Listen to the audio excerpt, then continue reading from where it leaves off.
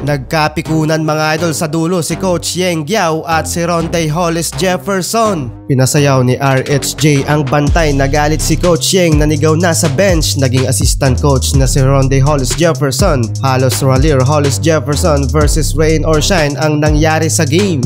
Rain or Shine versus Tropang Giga, kasalukuyang hawak mga idol ng Elasto Painters ang panghuling spot para sa nalalapit na quarterfinals ng Season 48 ng Philippine Basketball Association.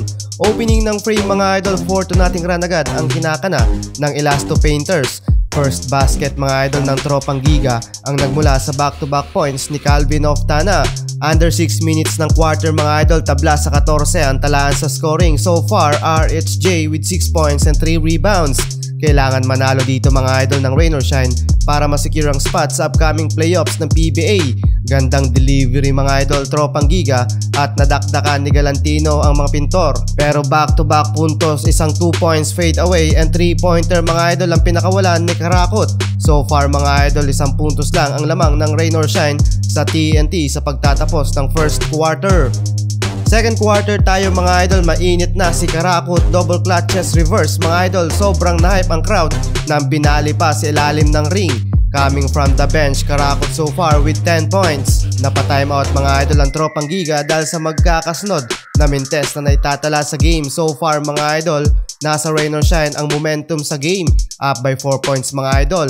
Kita ni Bubelga si Karakot sa low post at nakasabit pa ng foul to be rewarded free throw. No problem mga idol kay Raleigh ang mid-range shot at pumuntos ng 2 points para may baba sa 6 points ang lead ng Rain or Shine. So far mga idol, nasa double digit na ang puntos na kanyang kinakana.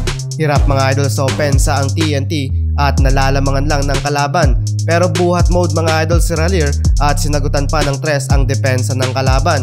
62-66 and pabor pa rin mga idol sa Rain or Shine. So far, leading scorer sa game si Raleigh Hollis Jefferson na may 28 points while shooting 12 of 25 from the floor first half. Second half tayo mga idol, several crossover ang ginawa ng TNT bago na ipasok ang unang puntos para sa third quarter. Santillan for 3-point at sumagot din ng pamatay sunog na 3 si Oftana. Attacking the basket si Mamuyak, unang attempt na butata pero second chance opportunity at naipasok mga idol. Nakasabit ng foul. Buhat mode mga idol si Raleigh at Calvin Oftana sa game. Humahabol pa rin mga idol sa scoring ang TNT. Halos 2-man show lang mga idol ang nangyayari dahil karamihan ng puntos ng TNT ay nagmumula kay RHJ at Calvin Oftana.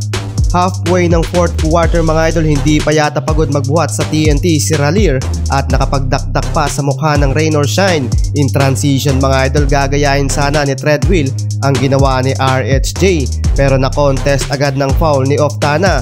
Nakalamang pa mga idol ang TNT under 3 minutes ng last quarter, 106-104. Yun nga lang mga idol, na choke ang Tropang Giga ng Team Reyes. Sayang ang 50 points ni Raleigh Hollis Jefferson at 37 points ni Calvin Oftana. Final score 119-112, panalo ang Elasto Painter.